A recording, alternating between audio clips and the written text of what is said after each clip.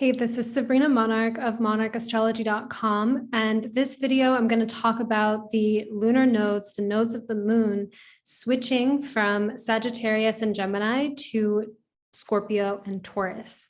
So since May of 2020, the South node was in Sagittarius and the North node was in Gemini. And coming up January 18th, 2022, the North node will be in Taurus and the South node in Scorpio. So the lunar nodes have been a huge part of my practice, especially in natal charts. My books are currently open. If you're interested in looking at your chart from a perspective of Pluto and the lunar nodes, that's always where I start. But the lunar nodes represent this kind of karmic past and karmic trajectory. In an individual's natal chart, it's like the thread of your kind of karmic storyline, past and future. And it's not always so linear. Sometimes there is a kind of like back and forth between past and the future. If we have a planet, say, squaring the nodes. If we're going to look at this from the collective perspective, it's kind of like, what is the tint of the cultural ego at the moment in time that we have this transit? So before I get into the nodes switching into Scorpio and Taurus and what that will mean for the next year and a half, I want to look back at Gemini and Sagittarius in review. The nodes in Sagittarius and Gemini brought a lot of attention to our beliefs and our ideas. Gemini, Sagittarius axis. The South node is going to be where energy is being kicked up. You know, we could say that that's where energy is draining, or that's what's releasing. That is part of the South node, but it also is like the lunar nodes are basically a dragon in the mythology, and the South node is the tail of the dragon. And we can think of this tail kind of sweeping up debris from the ground layer and kicking it up into the air like it's the zeitgeist, right? So it's like, this has been material that's been around, but now we're really going to blow it up so you can see it, and so you can process it and adjust your karma with it. You know, whether you grab onto that material and renew your lease on the karma, or you let it go. So with Sagittarius, there was a sense of re-examining some of our beliefs, our worldview, right? Things that we have unconsciously believed or kind of taken in as our cultural conditioning. And then Gemini, as the North node, would have emphasized taking on new ideas or new perspectives.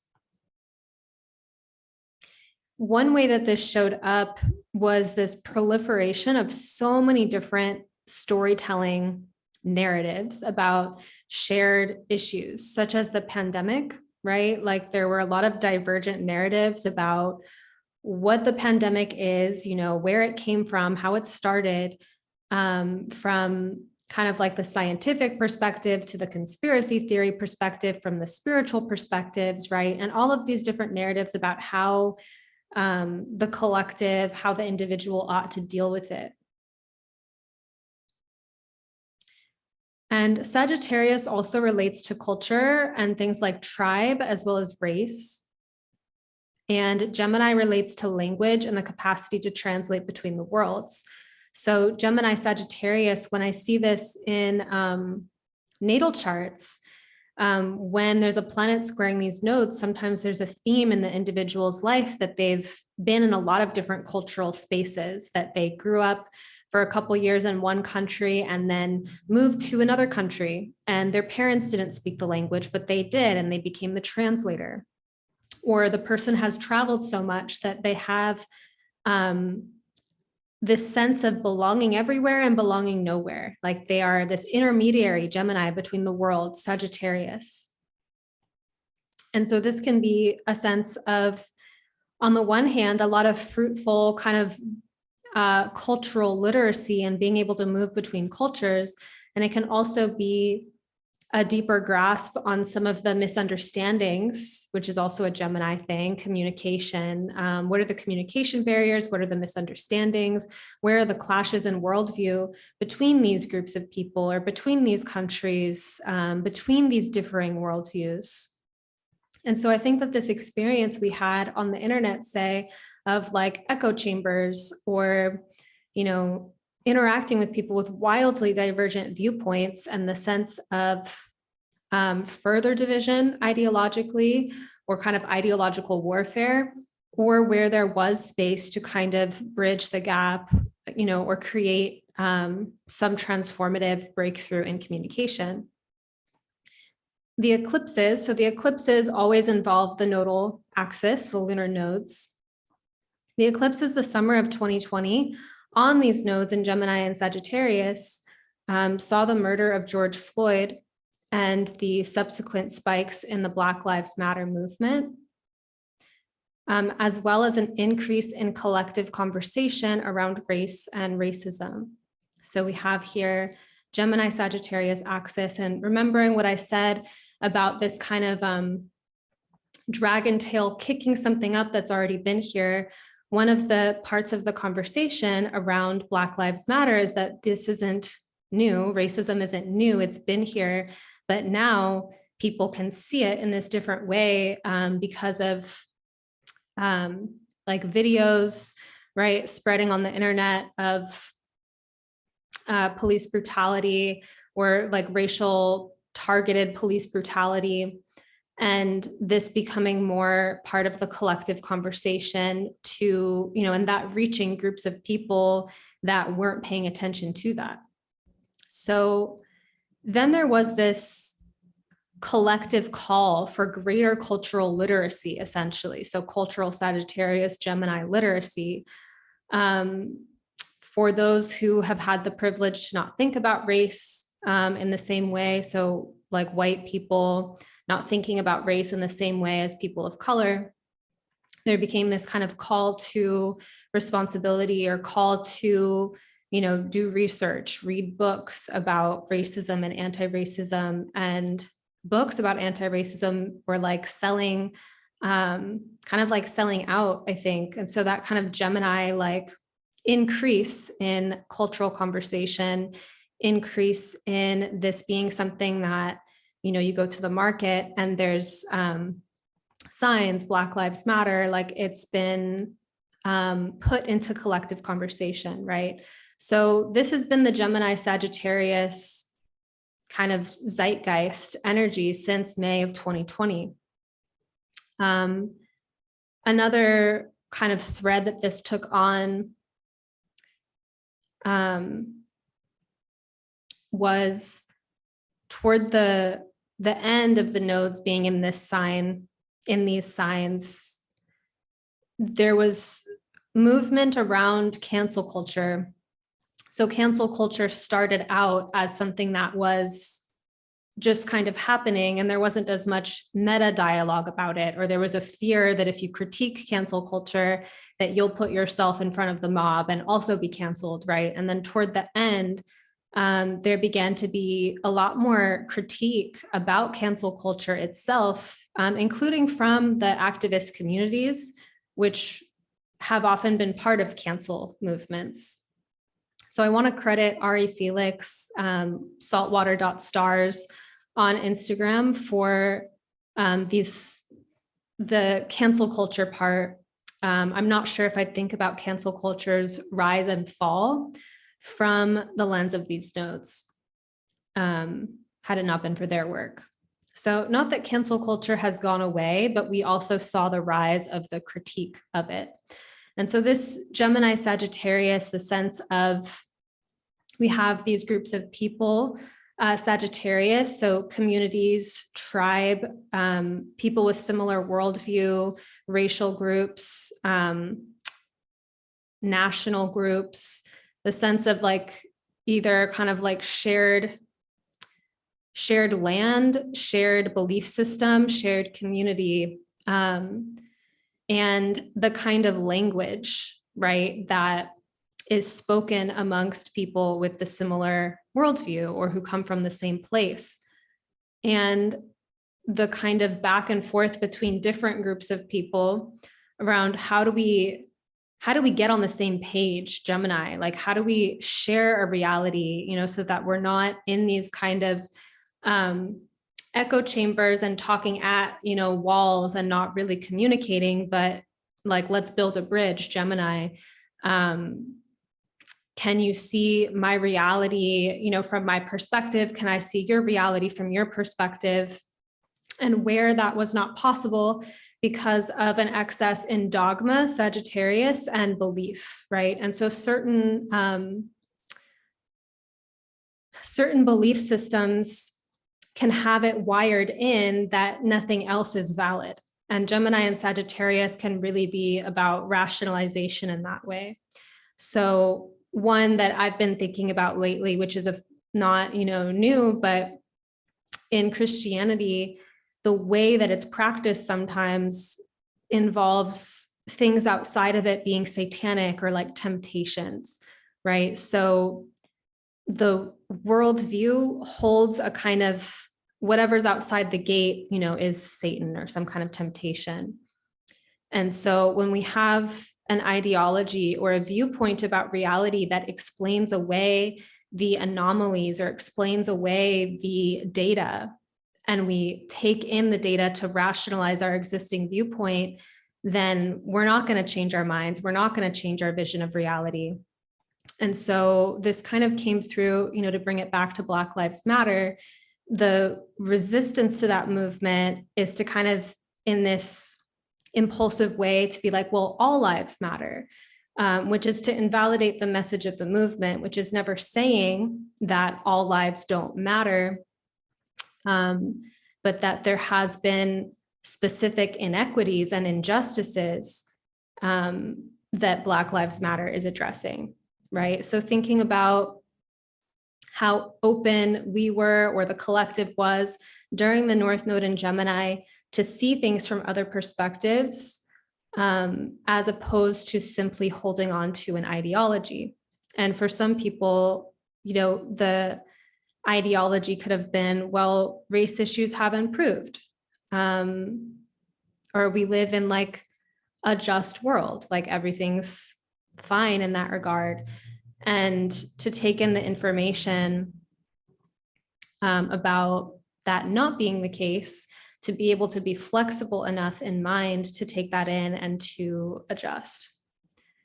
So the nodes will move into Scorpio and Taurus January 18th, 2022. So we're going to have a year and a half of the collective ego shifting into the node of Scorpio and Taurus.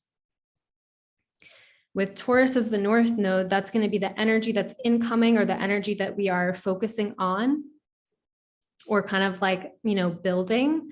And you can choose to lean into that, you know, or not. Like, this just kind of the thrust, if you will, of collective evolution towards Taurus. And Scorpio is the thing that is going to be simultaneously releasing and kicking up. So Scorpio South Node, that's going to bring up stuff around things around energy exchange and being deeply involved, and power dynamics. And it relates to situations where, you know, in Taurus, we're going to be a little bit more self-reliant. That's like a person in their own garden that they work themselves in some sense, and they harvest from that garden. Scorpio is where we ally with another person, another experience, like we ally with something and become more than what we were alone. And this creates all kinds of vulnerabilities and complexities, right? So if you really, really want someone and you want them so badly, and they represent something that you don't feel you can access yourself, how do you relate to that person who has such a allure to you, or is so promising to you of a total transformation in your reality, right? This is Eros, this is attraction, this is magnetism. And there are ways to be in right relationship and in right exchange, in mutual energy exchange with reciprocity, right? And there's also ways to be manipulative or coercive, or to actually even have shame about what we really desire, not fully own up to it, and go about getting what we want in these kind of sneaky ways. So Scorpio is where we become more aware of where we're disempowered, where we've given our power away, and where we seek to extract from others because they represent something to us that we want, right? So sticky, yeah. I'm going to go to my notes and draw some things from here. One thing that I want to add, is Taurus and Scorpio are fixed signs. So we just went from like a mutable zeitgeist. So that sense of adjusting, the kind of winds changing, taking in new perspectives, shifting our beliefs or our mindsets. And there's that kind of mutable, introducing change kind of energy, whereas Taurus and Scorpio are fixed. They are deeply embedded in our psyches, in our chakras, in our energetic systems. And so it can be the places that we feel stagnant, as well as where our deepest breakthroughs can occur because these things are so deeply seated. So Taurus and Scorpio are heavily lower chakra energies. Taurus relates to our survival needs and the ways that we cultivate safety in our bodies and in our environment. So survival needs, also relates to Taurus's connection to, say, resources and money, the sense of having enough, having what we need, right? Scorpio relates to sexuality and merging resources with others. So in some sense, Scorpio is also about need. It's intimacy could be seen as a basic need, but it's a little bit more complex of a need, say, than eating. And even eating has somewhat of a scorpionic energy to it in the sense that we are taking in a food and merging with it. So you'll see Taurus and Scorpio inside of each other in that way. So as Scorpio and Taurus, as this nodal shift has been approaching, I'm going to be teaching Meteorite, which is a year-long advanced program for alumni of the Evolutionary Astrology Intensive. The information to learn more and apply is in the notes. And because of the nodes being in these signs, and because Uranus is in Taurus and it's going to be conjunct the North Node, and because we still have Saturn in Aquarius square Uranus and Taurus, and they're going to be impacting or kind of aspecting the nodes, there's a lot of fixed astrology in 2022. And the fixed signs, if you look at the world card in the tarot, you'll see the mascots of the fixed signs on every corner. I do feel that the fixed signs give us the world, right? We have our security needs and money and resources and how we relate to the body and how we relate to the earth and how we relate to sustenance and basic needs in Taurus.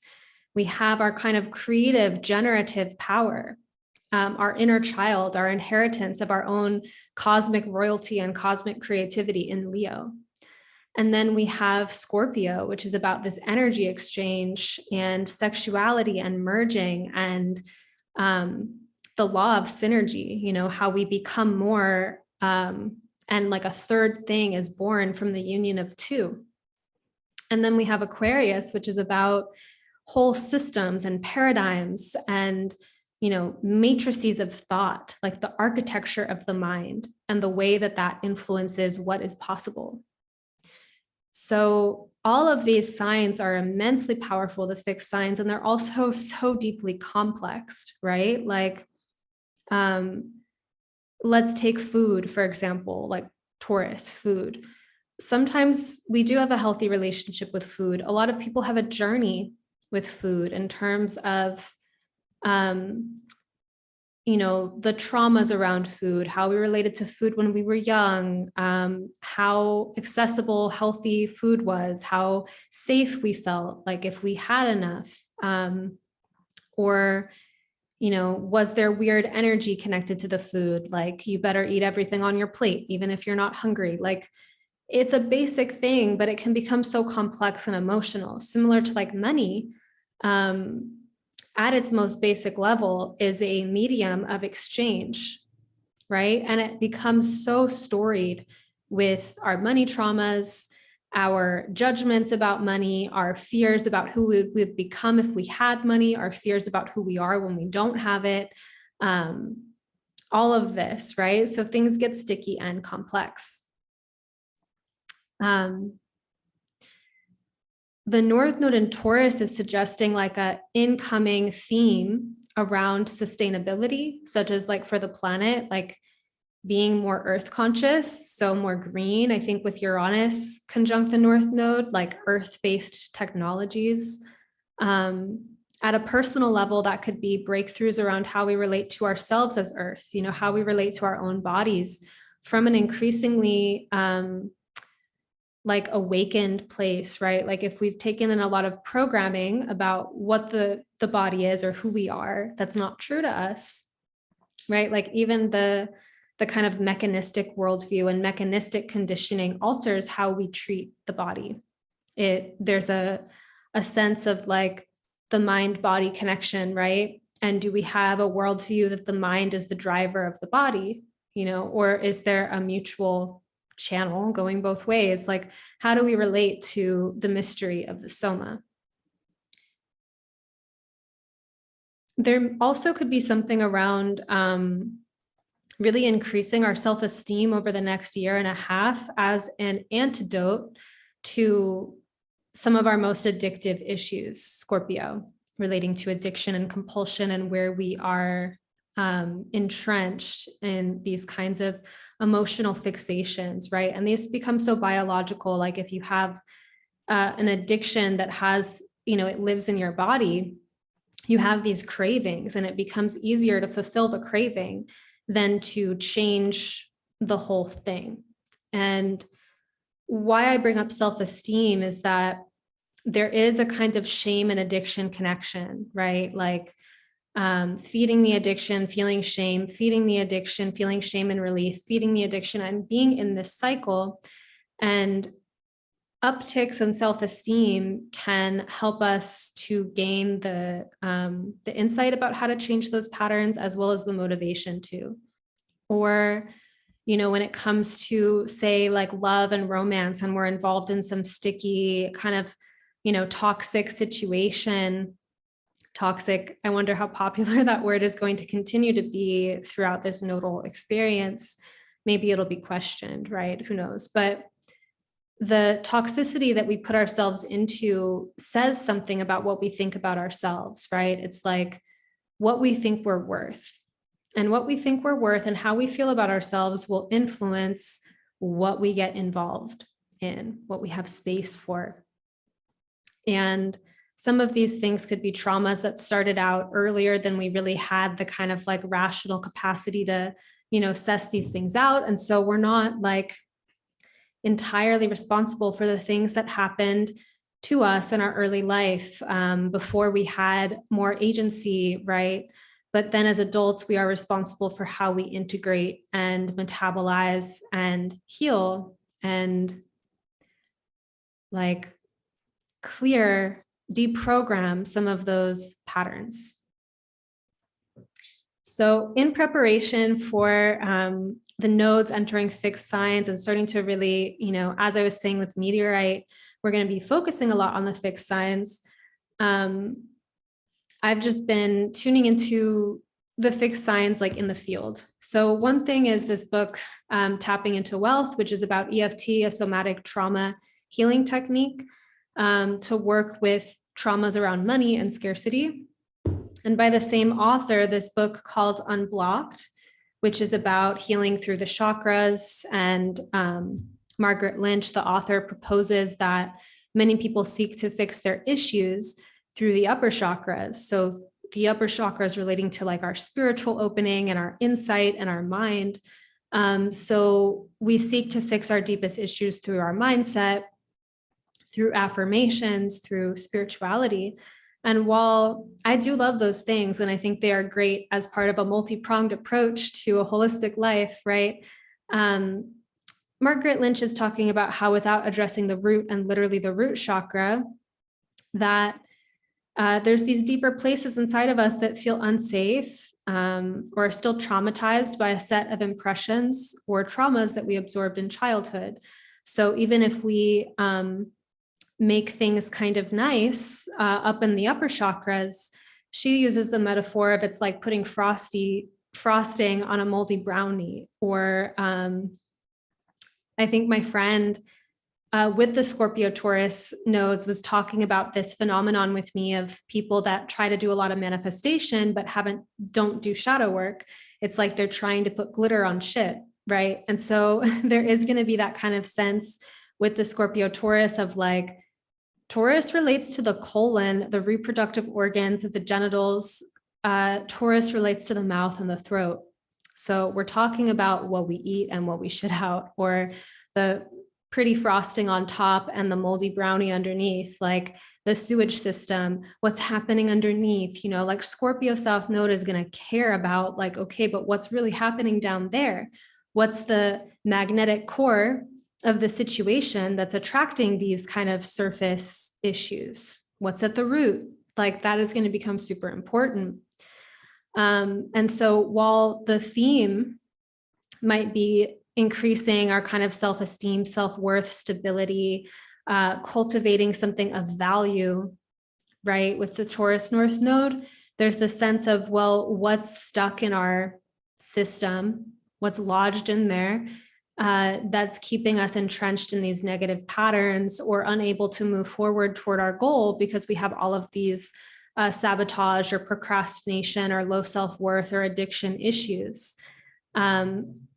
So looking at this stuff, takes some grit, it takes some courage. It's not pretty to look at necessarily, but it becomes necessary along the path of cultivating a life of value, because you can manifest, you can, have positive affirmations all you want, but if you don't address the deeper layers, it's hard to get far. The root chakra will relate to how we have the energetic capacity to have what we desire or to materialize our intentions and plans, versus if we self-sabotage, procrastinate, or are too mired in low self-worth or lack of belief in the self to actually step into our power and receptivity. So one image that just comes to mind that I feel can illustrate like a little bit of the Scorpio Taurus dynamic is the fixed signs relate to this function of homeostasis, right? And Scorpio does want to create transformation and like till the soil and let things die and like let the death compost the soil for new life, right? Taurus has that drive towards stability. And we can imagine a really beautiful, thriving, safe, functional garden allowing that life-death process to occur.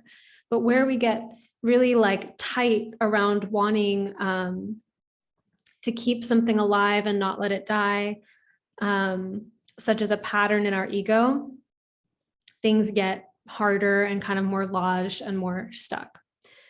I had a transition in my life around like growing up, I could eat whatever I wanted and it didn't show up on my physical form.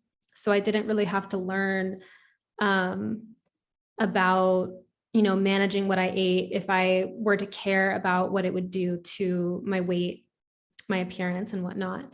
In my mid-20s, I had this experience of gaining weight and feeling like I kept really craving the same foods that were contributing to the weight gain, but I also really didn't want, to gain more weight. I wanted to go back to my other weight. And so it was like I was at war with myself because I had these cravings, but I knew that those cravings were feeding into something that I also didn't want. And I would even have periods of time where it's like I would work out, but then I'd find myself like eating like a big bowl of like popcorn popped in like, olive oil and whatever, and just feeling like, why am I'm like directly eating in what I just worked out. Like, and I could feel that, like, why is my system not allowing the transformation that I want? And this was a struggle for a few years until I worked with my coach who helped me address the layer of, say, like trauma that I was working with, that I was like emotionally eating over. And then clearing that layer of trauma also opened me to believing that change was possible, I found a personal trainer to work with. She gave me a system for basically eating macros. So I had a somewhat controlled diet that took a little bit of discipline at first, but what it did was it eliminated my cravings, like because of the times that I was eating and the kind of nutritional content of what I was eating, it knocked out my cravings and I was able to give up cane sugar and other forms of sugar as well. And so it took a while to really get to the bottom of changing this kind of homeostatic pattern of having these cravings and feeling like I had to give into them, like it was too difficult to just fight them on willpower alone. And so that was like a food example, but addiction takes many forms, right? Like even if you're not like a substance addict or something really obvious, addiction is kind of where we are stuck in this particular way of like feeding a kind of pleasure center or something that's kind of like dead end in our reality. Like we could have a addiction to like anxiety and low self-worth, and we keep feeding that because we're actually afraid to step into our fuller power and creativity. And so those channels of where we continually feed that like anxious pattern is like the most kind of lit up and accessible and available, and it's hard to move beyond it. So when it comes to creating change along the Scorpio-Taurus axis, there's a way that we change what we're feeding ourselves with. So what's true nourishment, Taurus, as well as how we're letting go of stuff, like how we're letting go of stuck emotional energy or trauma that we've been holding on to, or grudges or resentments that we've held on to, that instead of addressing that material, we're kind of like taking in whatever we're addicted to kind of mask that. And so it's challenging. Some of these things don't just get fixed overnight.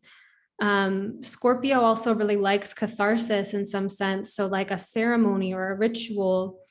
It also can involve like external help, like a mentor or a coach, to be able to kind of engage in that shadow work or get perspective outside of our own realm.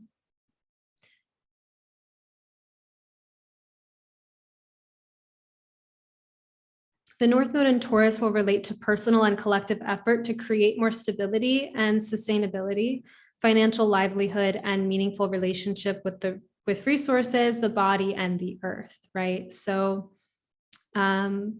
if we are wanting to step into financial livelihood, there's probably, and that hasn't been our experience, or we're at a certain ceiling of like, we're cruising at some level, but we can't seem to get beyond that. There's often something to let go of. Scorpio, what are we holding on to? What beliefs, what traumas that are keeping us held back from that further level of thriving, which is what Taurus represents. So even if we move toward the Taurus, okay, I'm going to work on my wealth mindset, Scorpio stuff is going to get kicked up too. What are my fears? What are the traumas? What are the things that I've held on to? The South Node in Scorpio relate to personal and collective releasing around the psychological complexes that make livelihood difficult to attain or hold on to. So as I've been saying, releasing does not mean that this stuff goes away. It simply gets kicked up. It becomes more visible on its way out. And we also have to make the choice if we're gripping onto it or letting it go, right? So if we're moving toward a greater level of self-esteem, all of our little shame shadows will come out to be like, but how can you think that of yourself? You're actually, and then, insert insult or kind of skeleton in the closet kind of thing. And it's like, you get to choose if you're going to be like, oh yeah, you're right. Like I am a terrible person. Like, let me hold on to that. Or to kind of like allow that to burn off in some sense.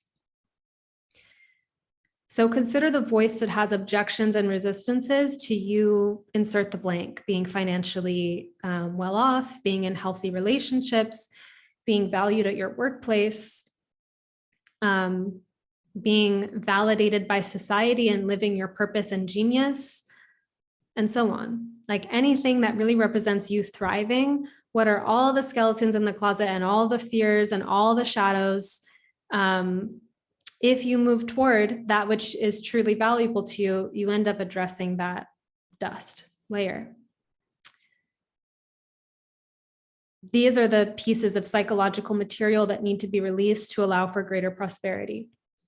Now, sometimes this happens on its own by grace. It feels like a miracle that you step into this new threshold of abundance or self-love without it feeling so hard, right? Other times there is the kind of grunge work of getting in the mud and sorting through some of these stickier parts of the psyche. Some of these objections and resistances to our own thriving are not usually logical or even very conscious. They are the subconscious and relate to unconscious programming that we run based on cultural conditioning and ancestral and familial conditioning. You know, at the collective level, one of the images that I think of a lot is just like the oil industry, or these kind of industries that are running off of a paradigm that's very extractive and harmful to the earth, and how it's so entrenched and embedded in the power structures. And there's a kind of cultural addiction where it's like we're stuck in those cycles. And to actually change that, something's got to give, right? Like, and my hope really for Uranus conjunct the North Node in Taurus during 2022 is that there is like a leap in like green technology, especially green technology becoming more available so that it's less of an alternative lifestyle and more of the norm, when it becomes more easier for masses of people to participate in greener technologies. At a personal level, one way, you know, that was like a big, like macro kind of thing, but sometimes we might put ourselves in a more conducive environment. Like we're in an environment and we know that, you know, if I stay in this kind of scene or in this energy, I'm going to keep falling into these patterns that are really easy for me to fall into. But if I have a change of scenery or change my environment, that will support me in also changing internally. And that could be like, as you're cultivating your life of value, as you're cultivating that which you seek to grow and create abundance and livelihood with, it could be like having a dedicated workspace that you put energy and attention into. I mean, I'm not one to talk because the space behind me is not decorated. I mean to decorate it, but every week it still looks like this. It's happening, it's coming. But there's other ways I feel like that I've worked with my environment to support, say, my work ethic or my creativity. And one of that is even just like living alone. Whereas like living in a group house, it's easier to kind of get involved in like the house community. Whereas I know that if I'm alone, that supports certain things that support my creativity. So thinking about how you're really relating to your environment in a way that's psychologically aware of what's going to feed, you know, the really valuable goals that you're working toward, and not the kind of holding patterns that really keep you from your full potential and excellence. When we feed Taurus or Scorpio within ourselves from a place of being blocked or numbed, we tend to need more stimulation to feel something. These are patterns like emotional eating, which I spoke to, needing intensity and drama to wake up or to feel alive, or wanting a lot of sex, money, food, recognition, etc., but it never really feeling like enough or never really hitting the spot. Like it's not like any of these kind of pleasures, anything hedonistic is inherently bad. I'm not of that line of thinking. But it's the sense of, are you constantly grabbing for more and more and more, and it's just feeding a bottomless pit, versus where do you have the capacity to really receive and to truly feel nourished? And sometimes that's a matter of sensitizing ourselves right? Like we haven't gotten used to feeling how our organs feel, or feeling the quality of the air on our skin, or feeling like feeling our heart, feeling our womb if we have one, feeling more awake with what's already there. And often that process is intensely vulnerable, because once we wake up feeling, then we can't override ourselves as easily. We're more sensitive. We become more responsible to that relationship that we have with our sensitivity.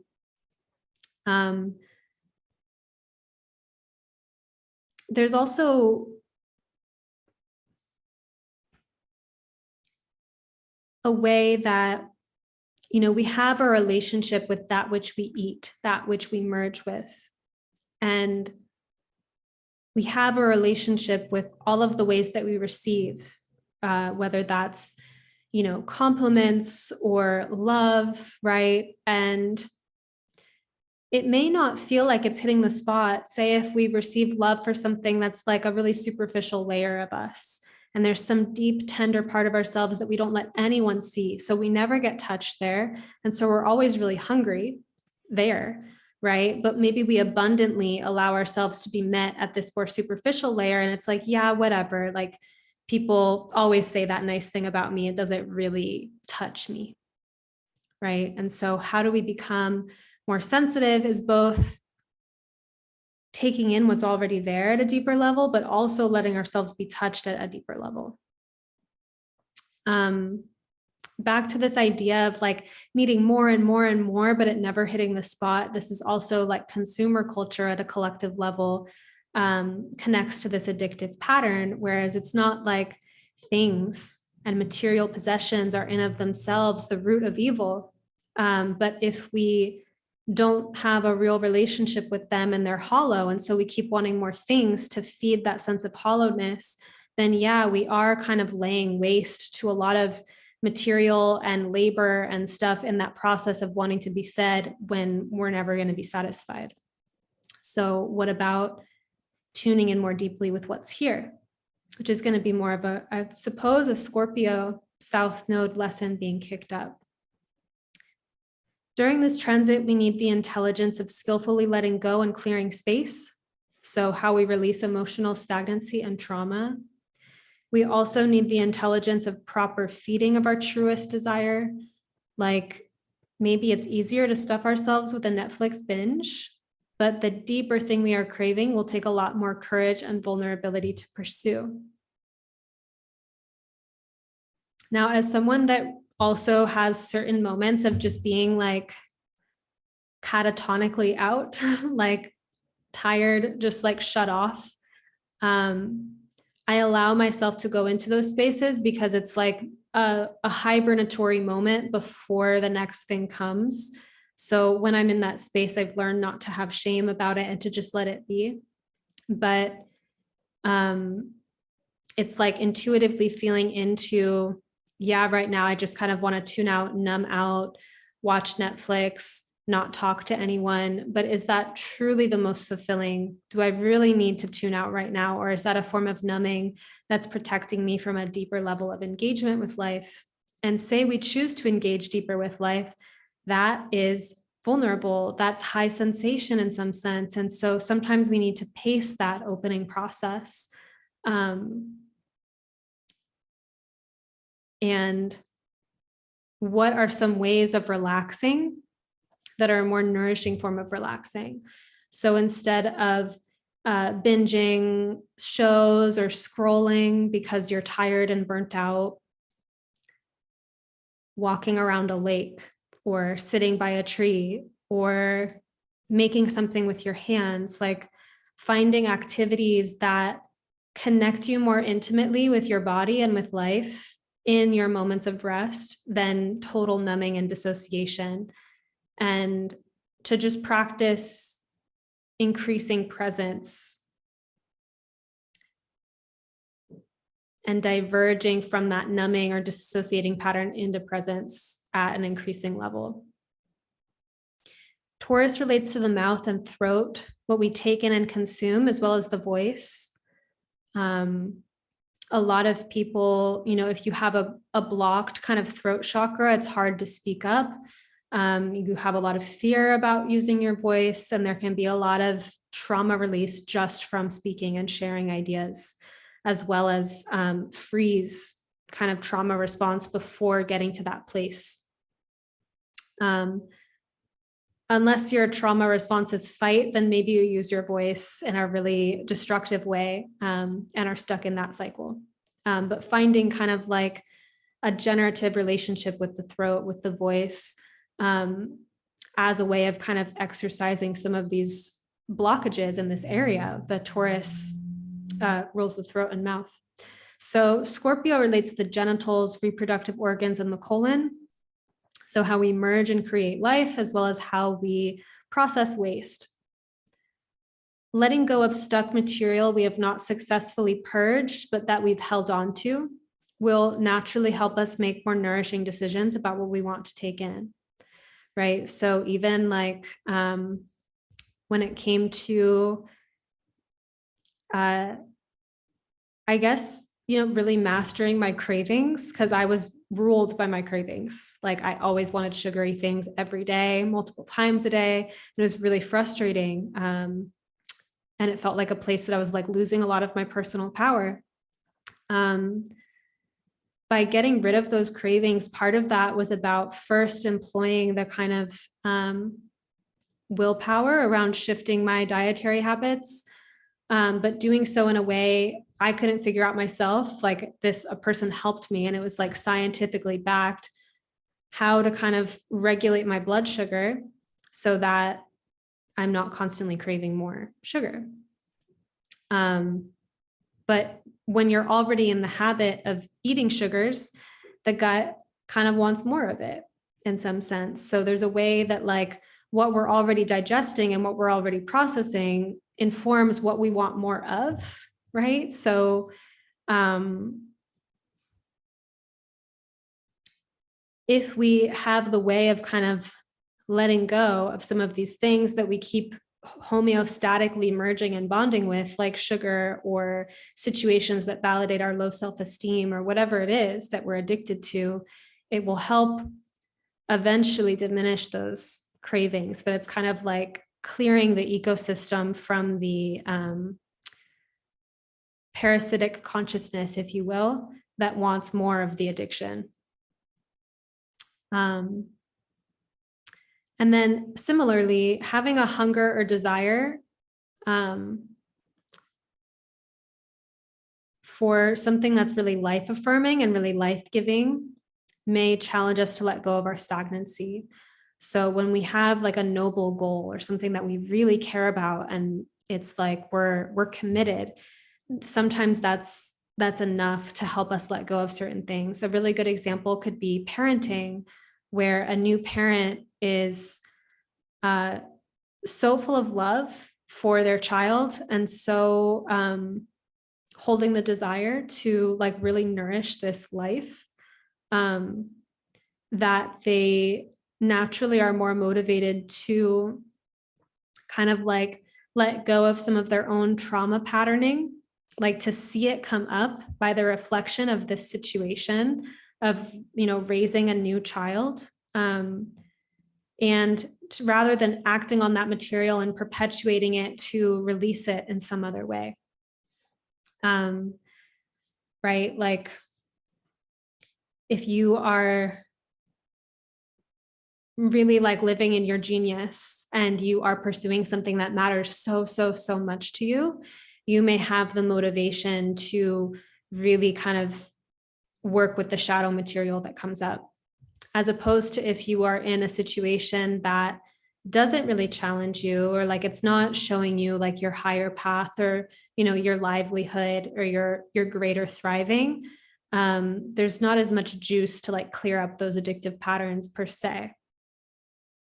So this is kind of what I mean too by interrupting the system when we have an addiction issue. It's like sometimes moving toward more meaningful things will help us have the motivation, right? Sometimes letting go of what's standing in our way and we don't necessarily have a replacement is a brave thing to do to also move the story along. It's become popular over the years to label things or people as toxic, and sometimes with the hypocrisy or lack of self-accountability within individuals who do not acknowledge how they themselves got hooked into the toxicity, you know, where they wanted to be needed, you know, or where they had an attachment issue they weren't taking responsibility for, where they loved the drama, loved the high sensation of it.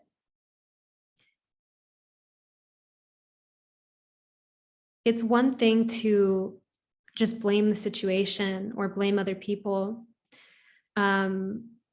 But perpetually doing that, you know, the person who runs from shit show to shit show to shit show, always saying it's everyone else's fault. It's kind of like the situation may change or they may cut the tie with that person, but like the Hydra or like that, you know, dragon or something that if you cut off its head, it just grows another one. It's like if the inner patterning isn't addressed, then we just attract the same situations over and over again. So whenever we're in a situation that's toxic, the most powerful thing that we can do is to assess why we're hooked into that. Like what part of us was magnetically attracted, or like where we had the receptors to kind of hook into that situation, and to really take account of that. And the more aware and lucid we are about that, the more that we gain the self-control or self-respect to stop feeding those kinds of things, stop feeding the codependency or stop feeding the addictions, simply first by acknowledging them. And that takes, there's a certain, you know, I always think of the fixed signs as relating to excellence, and people that are willing to take accountability for their own shadow material have that much more tools within them to be in their genius, because they're not leaking their power and creativity away to this like victim consciousness of it's everyone else's fault and I'm just stuck in it, or, you know, I'm just the victim to this. And none of this is to deny like situations that are unfair, you know, or terrible behavior. It's from a personal power standpoint of assuming that we do not have control over other people or external situations, but we do have a lot of agency around how we move and relate and bond with those situations and other people. We get to choose what we're available for and not available for. And there's deeper layers of unconscious hooking and unconscious availability to things that compromise our actual goals or our actual values. And being able to see that material and clean it up becomes important with these nodes.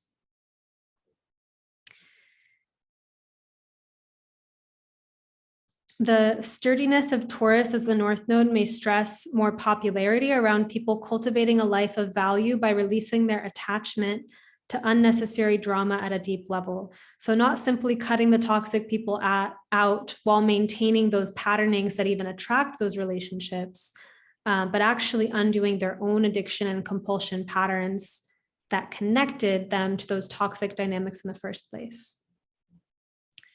So I'm really curious to see what this nodal transit is going to look like in terms of what becomes part of public conversation, what's going on with, say, like money and investment, which is such a Taurus Scorpio thing, what's going on with embodiment, what's going on with things around basic needs, food, and whatnot. So thank you for tuning in. If you have any thoughts, please write in the comments. Please like this video.